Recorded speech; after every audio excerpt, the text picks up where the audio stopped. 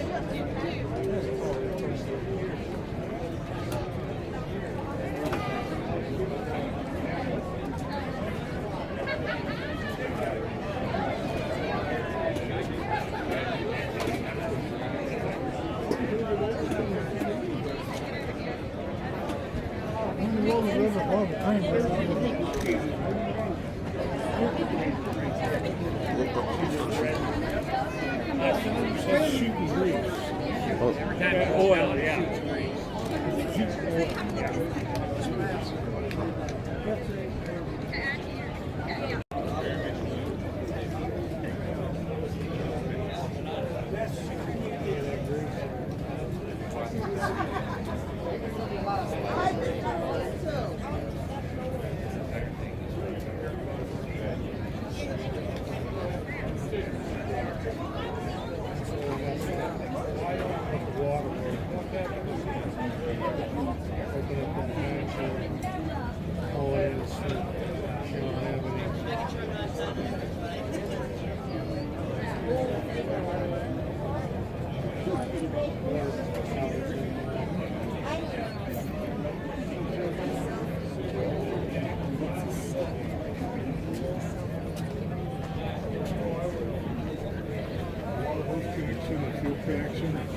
There's the fuel connection up there. You know, everything's got hinge joints.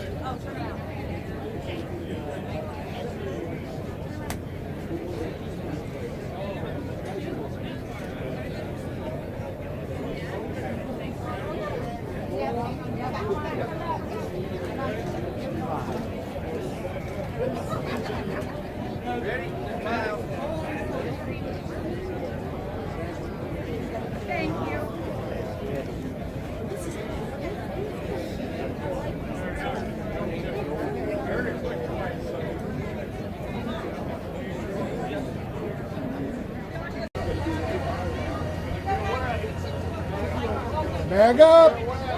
Back up!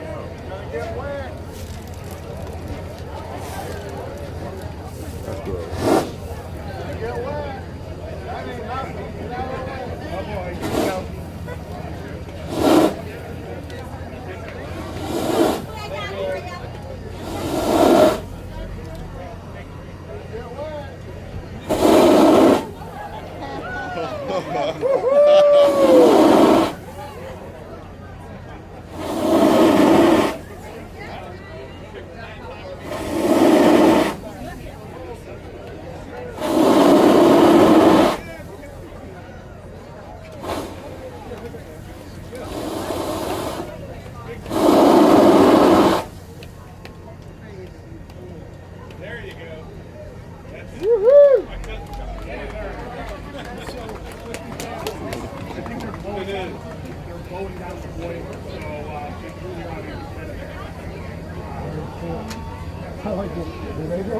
You're still going to get wet. Still going to get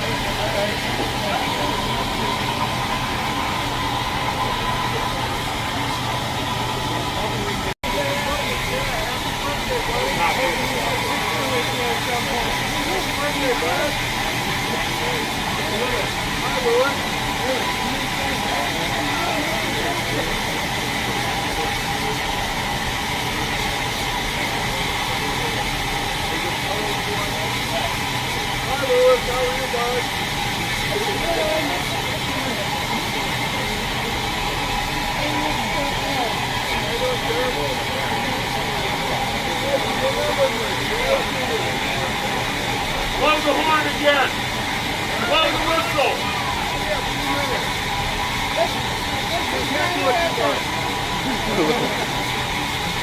I got a question for you. How often do you have to refill with oil and water? Every night. Every night? Yeah. It's a long day. We're really, really low. Hey, Ed. It matters that Hey. water oil. What's it matter? Hey, Ed. Did you want to rip that guy apart yesterday? Did you want to rip that guy apart yesterday? No. He got, I got a question.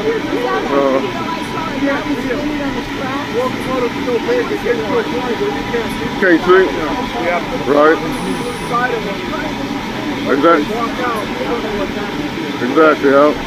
Yep. I got a quick. Yeah. I got a quick.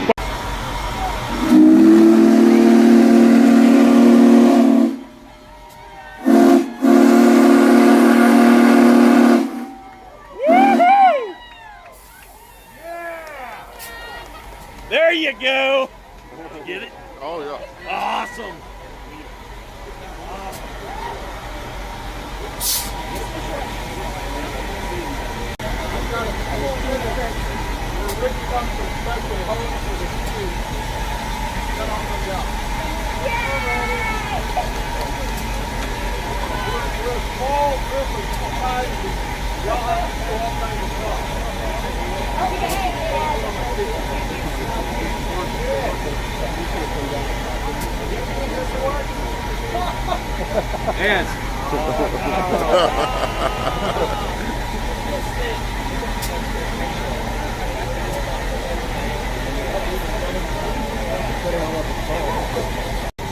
Well, thank you, everybody.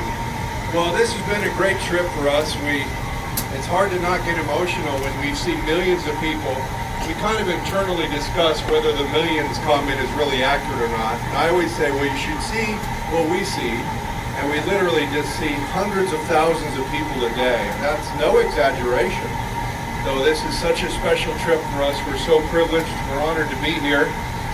I want to spend a few moments and recognize the great teamwork that we've been enjoying ever since we've been on the Norfolk Southern. I'm not sure if they're able to hear me say this, but I would like you, any NS employee that you encounter today, please thank them for what they do. They're a big part of this effort and we can't do it without them. There are dozens of people every day physically actively working with us, but there are hundreds making it happen. Their NOC Network Operations Center in Atlanta, Georgia.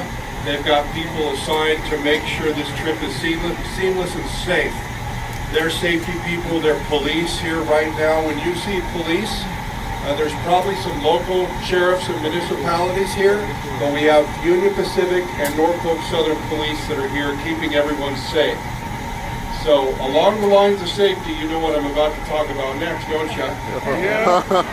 So everybody here and all the rail fans, we all get the messaging and everybody knows you need to stay back and stay off the railroad tracks, and not everybody hears the messaging.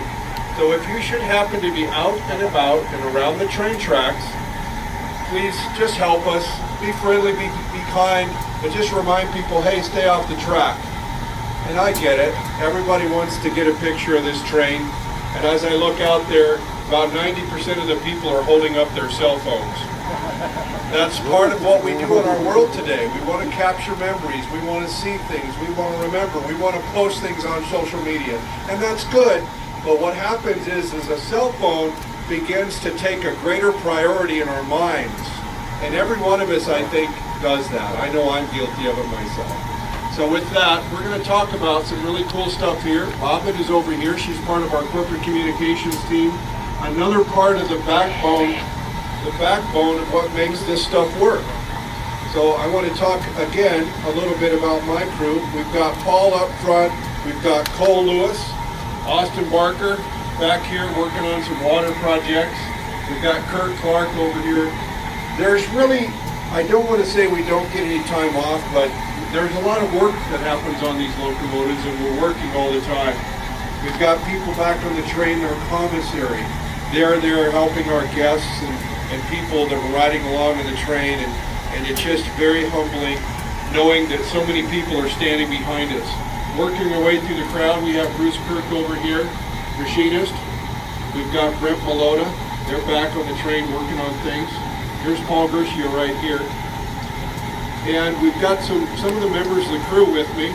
I'm going to start by introducing Bob. Bob, if we could get you to stand up in here. And where's Jimmy at? All right, Jimmy, if you wouldn't mind, see if you can crowd your way in here. Now, both you and John, I know it might not work here, but give it a try. Or maybe stand next to Bob. There you go. So we've got Bob Smetana is temporary. When I say temporary, he's a Union Pacific employee. And there are times on big trips we have an opportunity to have someone accompany us.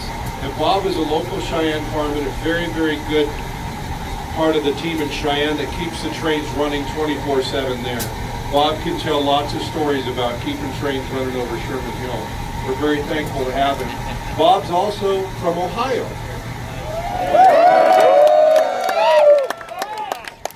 And here in a minute, we would like him to lead the Ohio chant. So I want you to get ready for that. And before that, I'd like to introduce Jimmy Thompson here. Jimmy, crowd your way in there. Both of you, can you both cram your way in the door somehow?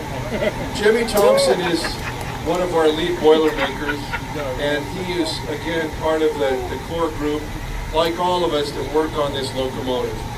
So I asked Jimmy to come up and participate in this because he was about to get his dirty clothes on, and he'll be going underneath the locomotive and doing that work that we do about once every 500 miles or so. So Jimmy, thank you very much for all the work you do. Jimmy's a pump truck driver. Anything that we need, Jimmy does it. And then, last but not least on our crew, we're celebrating a 5-year anniversary today. So 5 years ago, John joined our team. And thank you, John.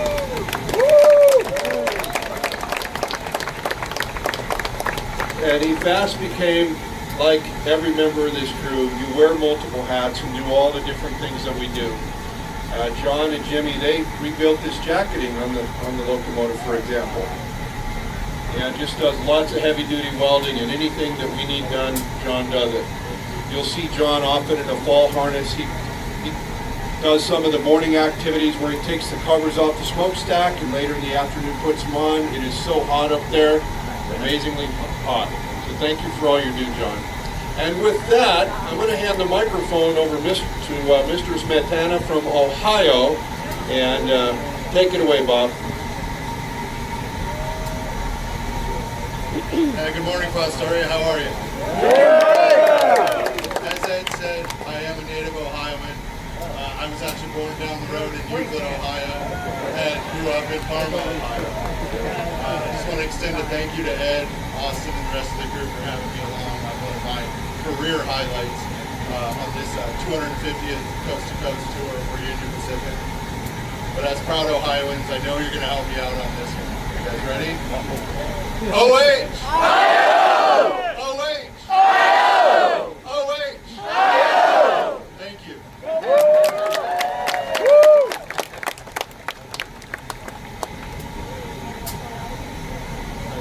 All right, Ed.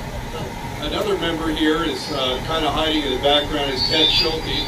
Ted, would you stick your head out the door for me? Thank you very much, Ted.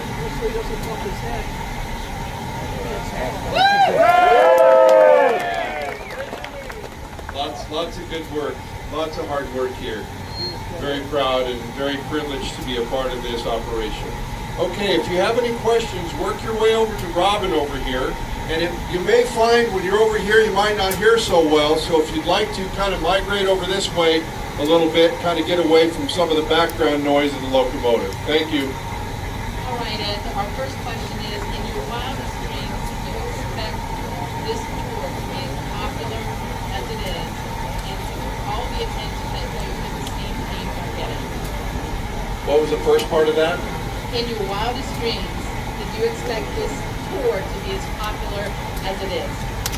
Well, this might surprise you when I answer this, but I've been around this equipment for 22 years, and I've seen lots of crowds, and when we started talking about a big boy, there were few that really understood what that meant, but I did.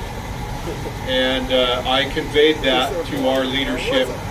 There was a few that also knew that it would be good, and the reason is that for the years that I started on the crew, from 2004 until I became manager in 2010, one of the most frequently asked questions was from the rail fan community was, when is the Union Pacific going to restore a big boy?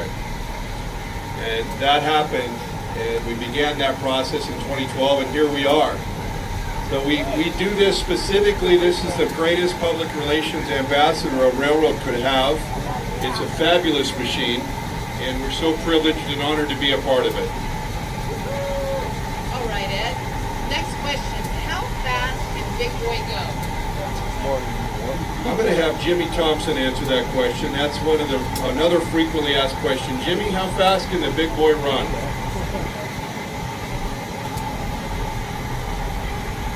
So we've had this engine up to 65 miles an hour on the UP network in certain areas. Most of the time, we're running 25 to 35. We want to take it easy on all of the main connections. The faster you go, the more you're just wearing it out quicker. So you want to find a balance for speed, what you need to do, but also to take care of the locomotive. We average about 45 to 50 generally, and depending on what we do, like Jimmy said, there's nice little speeds that you find, depending on track, depending on many conditions. The next question.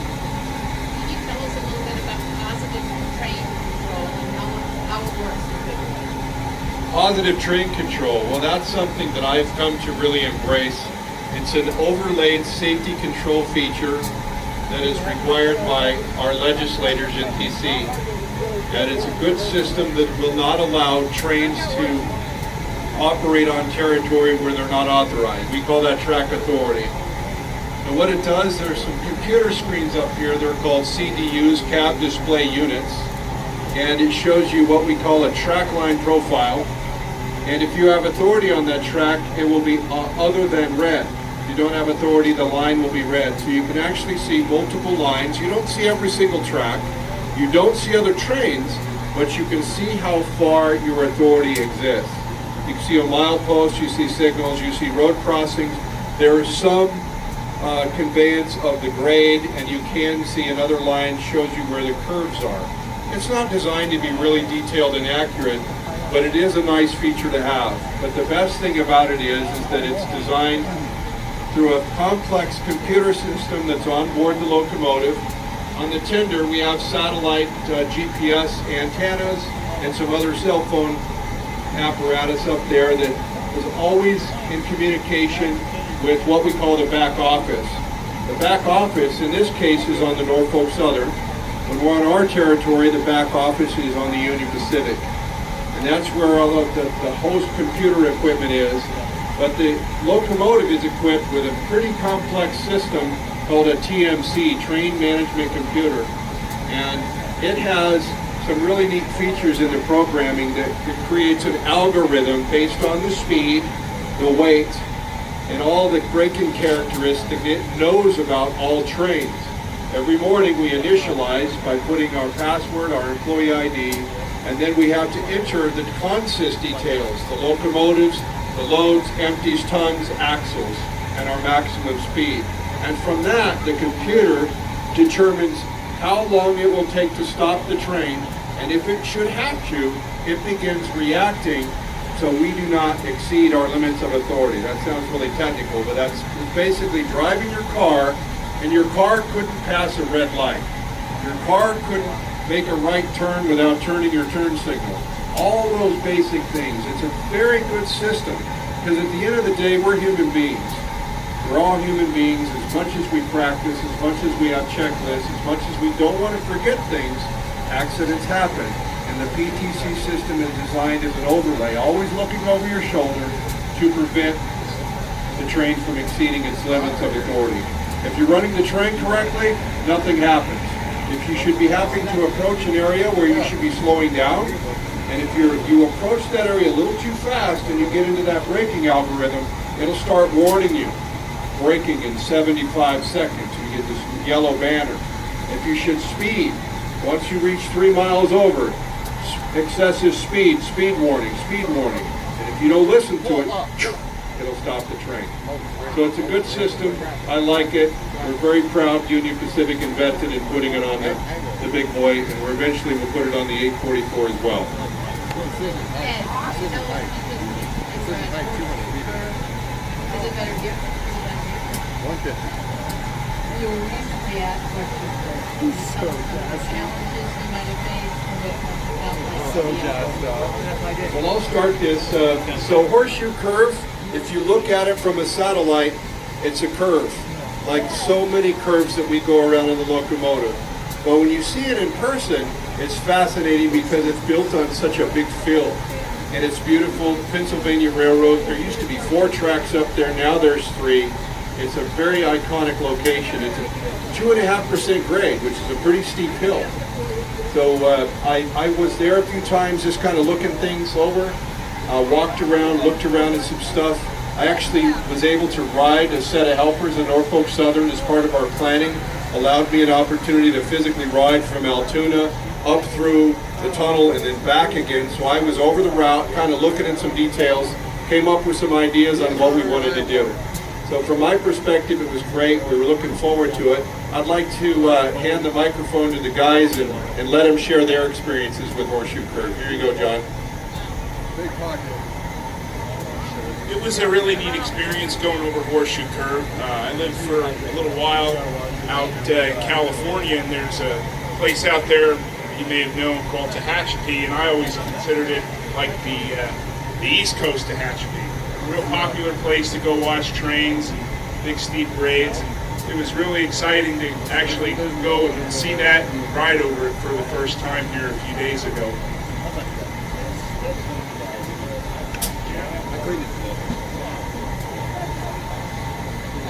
I got to have a unique perspective of Horseshoe Curves. One of my roles is to be in a chase vehicle ahead to make sure everything's okay, stops are set up. Once we left Altoona, I hauled up there, and from a safe distance of at least 25 feet, I was experiencing that train coming by. You feel the ground rumble, you hear the echo off the mountains, you feel the power and all the track and vapor that's going down. It's definitely a memory I'm very lucky to have, to see that different perspective that not a lot of people get to see.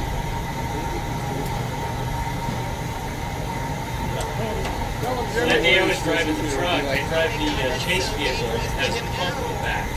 And so basically we have 2 chase vehicles on this crew. And we drive ahead of the train, meet it at grease stops, help with crowd control. And then we head to the end of the day to the hydrant or the water source where we're going to fill the tenders with water. I will say, driving through Pennsylvania, it's a very beautiful place. A lot of trees, a lot of hills, and it's just great to see everyone out enjoying the locomotive. Thanks for coming out.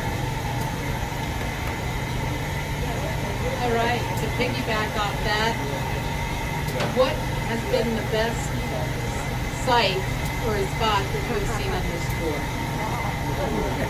That's another question that we get asked all the time, and it's hard for me to pick one particular area. About the time that you see something that's remarkable, you see something else. And having traveled all the way from Cheyenne, all the way to California and back again, we've seen such a beautiful part of this country. And it makes us we're just humbled by this opportunity that we have to live in such a wonderful place, a beautiful country. All the different states and the infrastructure that we have, not only the railroad infrastructure, but the highways, the law enforcement that we interact with, It's beautiful. And the unity, you know, there's a lot of commonality that we have, especially when you're traveling with a big boy, but our law enforcement, consistent from coast to coast, is just makes you so proud to be an American citizen, the way that they work with us. We've been through the desert.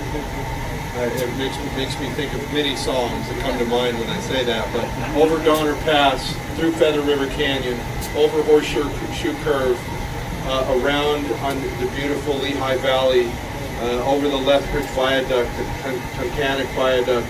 You know, the different smells that we have. I'm from out west, Colorado and Wyoming. Our pine trees are a little bit different.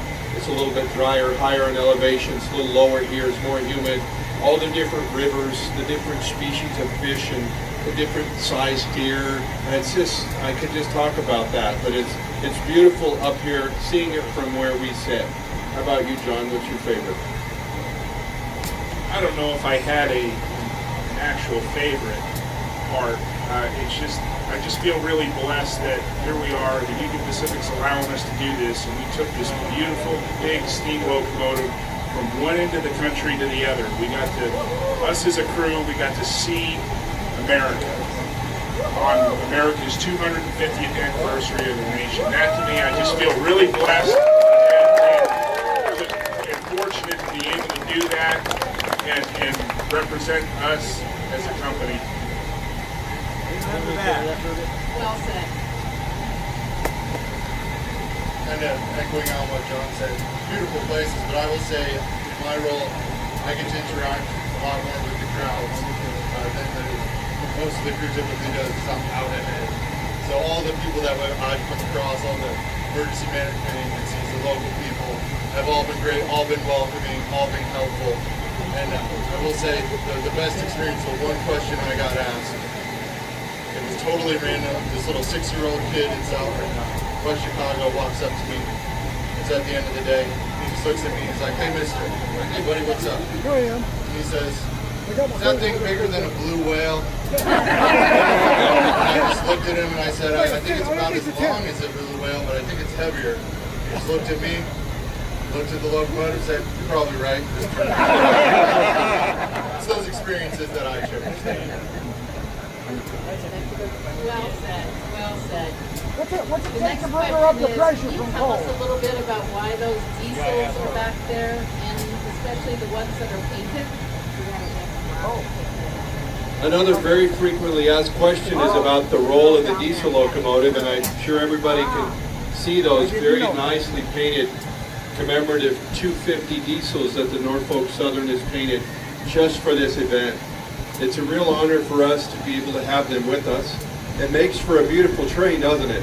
Yeah. Amen to that. So right up front we have the UP 1616 painted to honor our nation's 16th president, President Abraham Lincoln, who, for those that remember and know your American history, especially railroad history, signed the Pacific Railway Act in 1862, thereby effectively creating the Transcontinental Railroad and the Union Pacific Railroad. And behind that we've got the 3 beautiful locomotives, the Liberty, Lady Liberty, and the Belle, and I think it's the 250, the beautiful eagle on there. Yeah. So it's really nice. We get up here and you go around a curve and we look back, and it's really something to see. And last but not least, we've got what we call our Yellow 76. And a lot of people say, well, why didn't the UP paint out the locomotive? Well, the UP has this beautiful yellow paint job on those cars, and on that locomotive is nearly 100 years old. So that's not something that, you know, if you stop and think about it, that paint job hasn't changed for over 100 years. So that was a tribute to just the steadiness and the stability of that beautiful concept of this Transcontinental Railroad. And the Union Pacific logo, of course, represents our nation's flag, red, white, and blue. There's a lot of meaningful purpose behind how that logo was designed and why it stays intact. It doesn't get rebranded. It's not something that we hire a marketing firm to change it around. That logo has been the same since the very beginning. And that logo, that locomotive, UP 1776, pays tribute to that.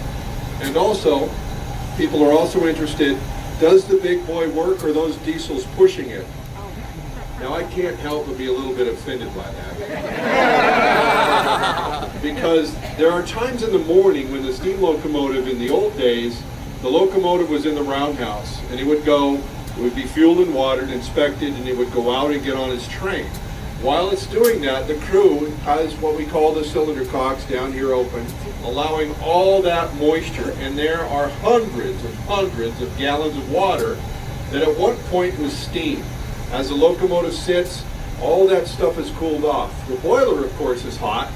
We're almost 300 pounds of pressure now. But everything else is cool, in some cases actually cold to the touch. Therefore, the water is liquid water. So in the morning, we're going to take right off with this big train, and you just can't do that with this locomotive. It's full of water.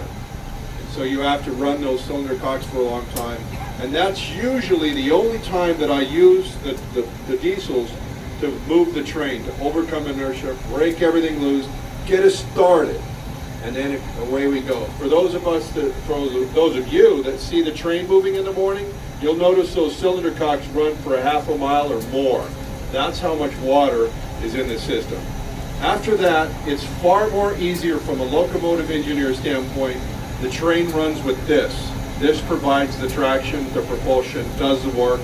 We can control those electrically with a box that we've created up here, and we'll use them for a special braking feature that the diesels have called dynamic braking.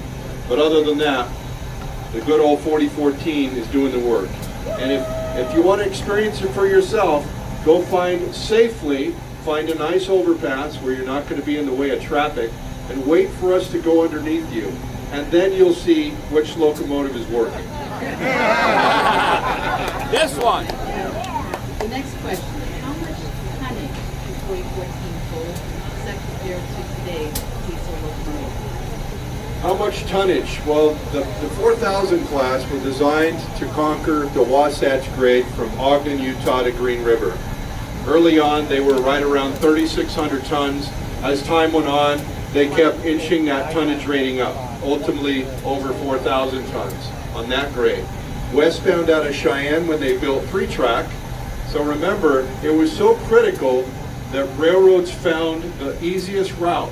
If you built a route that had a lot of grades and they go back down, and you spend a lot of money, burn a lot of fuel, and you go back down, spend more money, burn a lot of fuel, go back down, that is not an efficient business. Go back as long as you will at the beginning of time, and the railroads that were built with good solid engineering and easy grades and easy curves, those were the grades that are still in existence today. The railroads that were built with sharp curves and steep grades, just like any one of us, if we owned a business, we would make sure that we saved money and we were good with our resources. Same thing on the railroad. They built a track called 3-track out of Cheyenne, Wyoming. These locomotives could handle 6,000 tons. 6,000 tons is a lot, if you think about it. In our world today, the diesel electric locomotives are so powerful, 6,000 tons is not that impressive. But during the steam engine era, that was one heck of a train. So today, we do the very same thing that they were doing back in the 1940s. Look at this locomotive and how big it is. Think about for a minute, if you were born in the 1800s, you grew up as a teenager, and your first job was working on the railroad, and you worked on the Union Pacific, and you had locomotives that were smaller in the 1890s and the early 1900s, and eventually came across a locomotive of this size. So throughout your career, you saw those little locomotives, ultimately with the big boy. Remember, the whole point of a railroad is a locomotive that's got to be powerful to pull as many cars as possible. The very same thing we do today.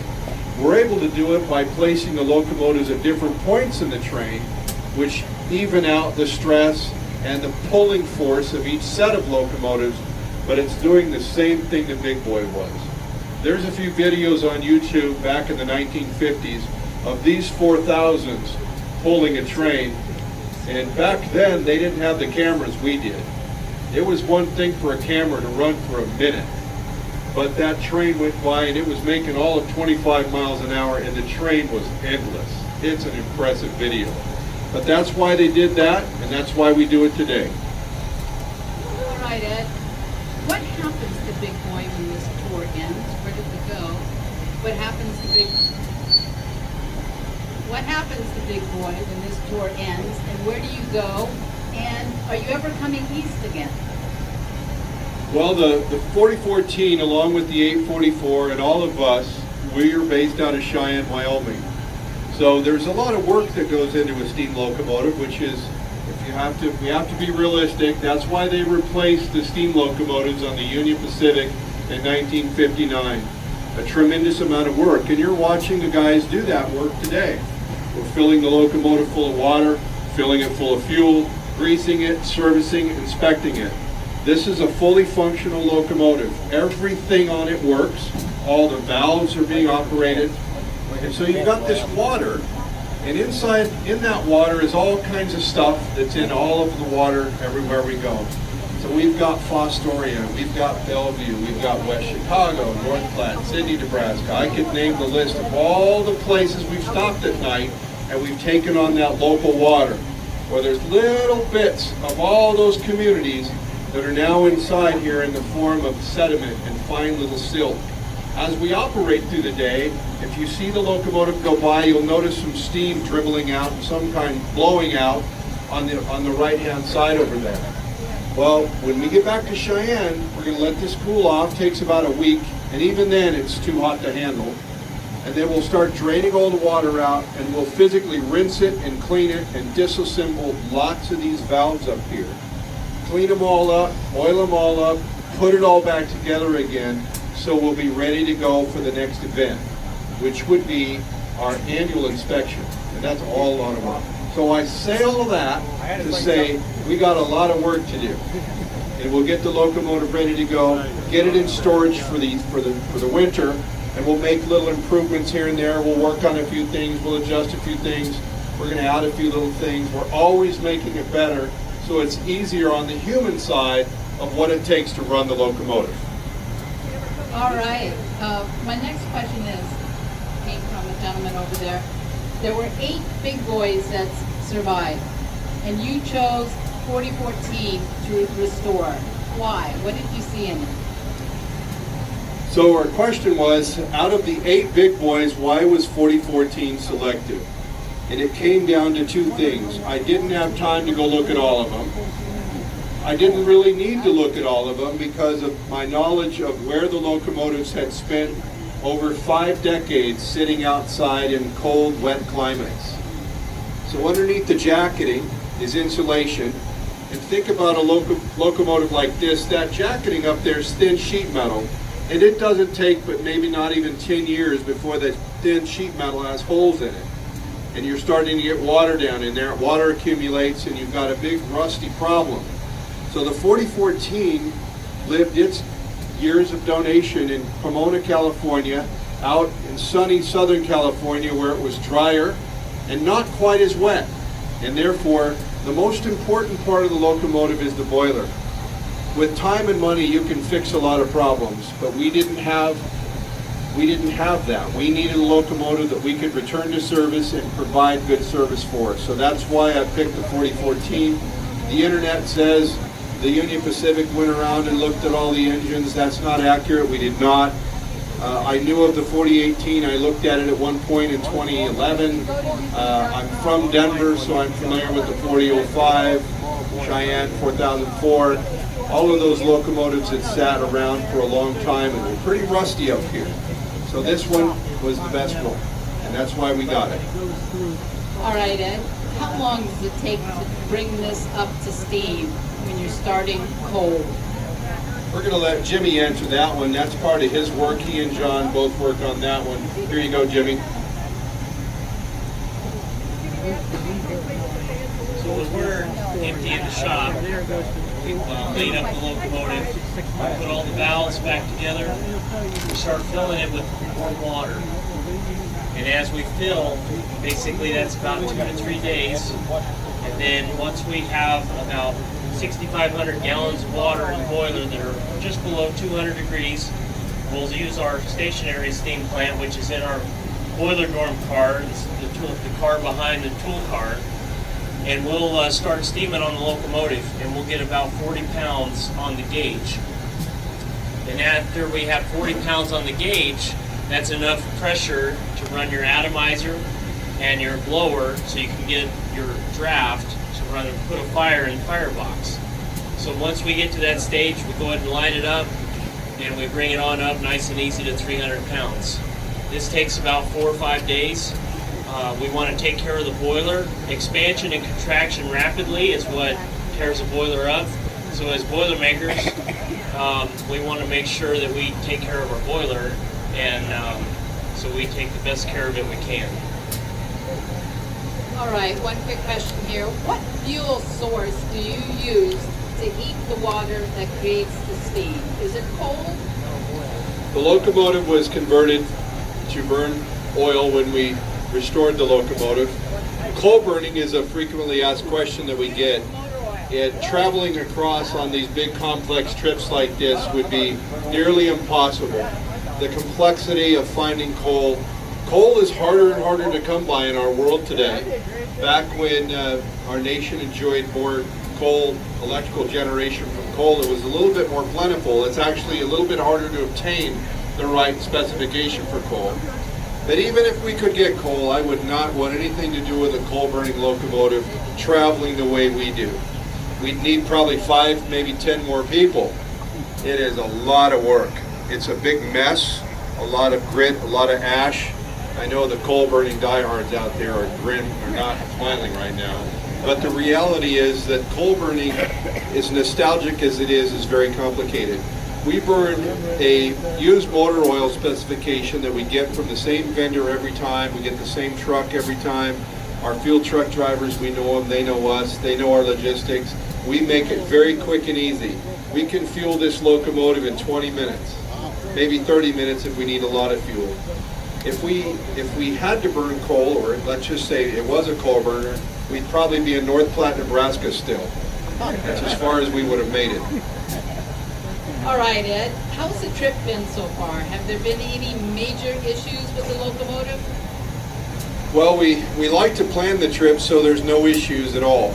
The logistics are very important, the ability to take the locomotive where we're going to take it, get it there, navigate various trackages, negotiate curvature, back up here and there, switch to consist. All of that is my responsibility, and it's one of the more enjoyable parts of what I do, because the stress that awaits you if you don't have a good plan is beyond your ability to endure that stress day after day. So you really have to be careful and methodical, and that's my job. And I spend whatever time I need to traveling. I came back here. Fostoria was not part of the original plan. It was part of an organic development for the purposes of having a location where we could do this. So we're very thankful that the NS, the Norfolk Southern, provided this facility and was a good partner to develop it.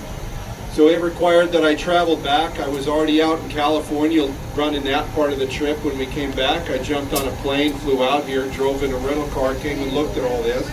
And I look at this, there's other colleagues that'll do a really excellent job on this piece of it. My piece of it is from here over, the track. So I looked at the track up here, looked at the track back there. There's some tight curves. There was a little piece that needed a little tweak here and there. So I counted on them to make that little tweak, and here we are. So you know where you're going. I'm not going to remember every detail, but it's amazing what your mind will remember when you need to know it. So as I come into places, I remember what it's like. I know where I need to slow down a little bit, go through that switch, and then we can pick it up a little bit more, go through that curve, and then pick it up a little bit more. It's a beautiful way to run this. My stress level is manageable. I understand what's out ahead of us, and I'm counting on all the colleagues along the way to be there for me, and they always are. It is very humbling, and I'm so privileged to be able to do this.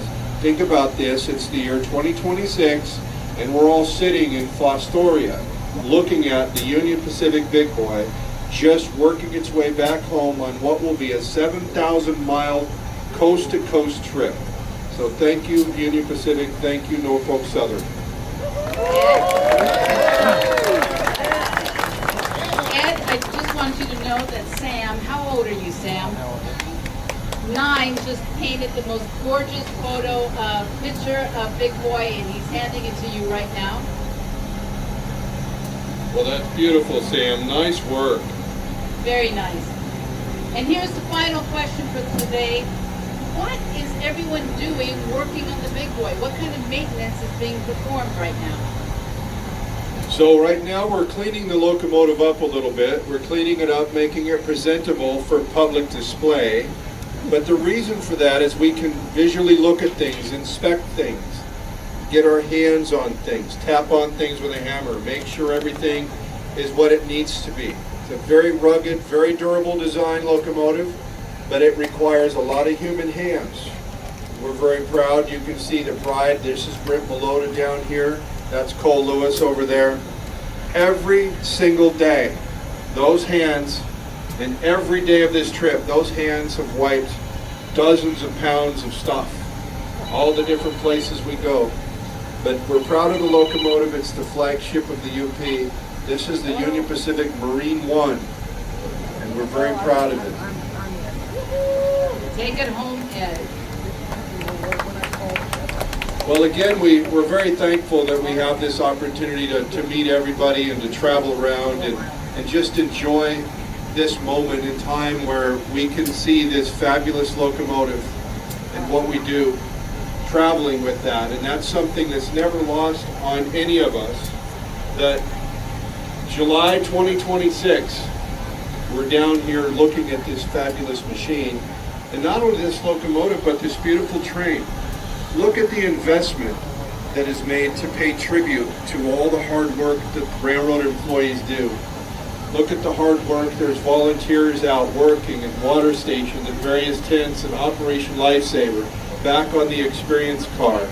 You know, this is a proud company, 2 proud companies with great proud traditions, and this pays tribute to all the hard work and cooperation that it takes. And also the generations of railroaders that were here before us, that they did the hard work to get to where we are now. So we're very thankful, and I want to remind everybody again, it's a beautiful time to see everybody out along the track.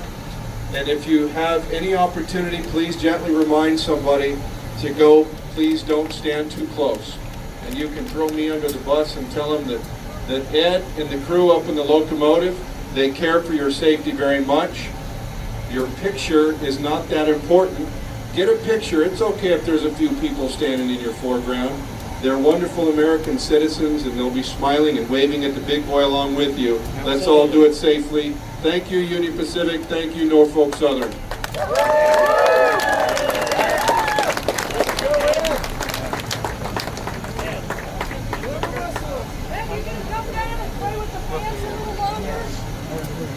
In just a moment, we're going to blow the whistle here. So everybody understands what we do. We ring the bell, and shortly after we ring the bell, be ready. The whistle will be blowing, and it's pretty loud. So we're not going to blow it too much because we realize just how loud it is. Thank you.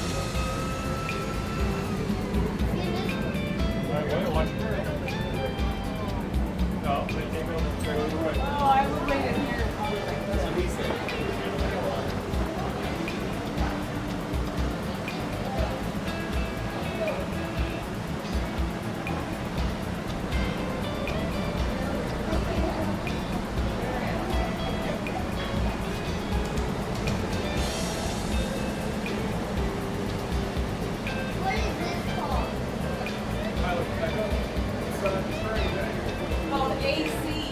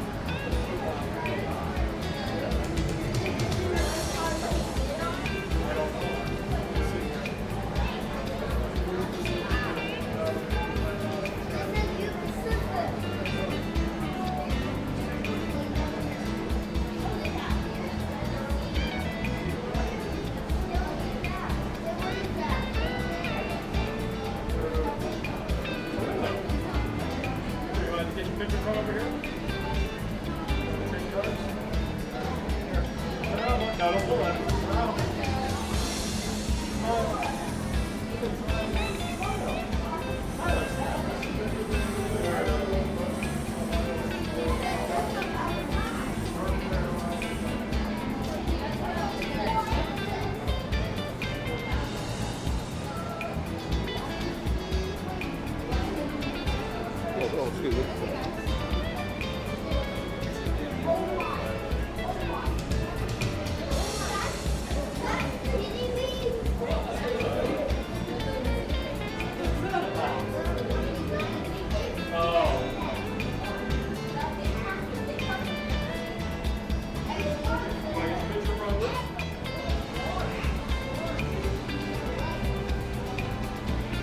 Give us that.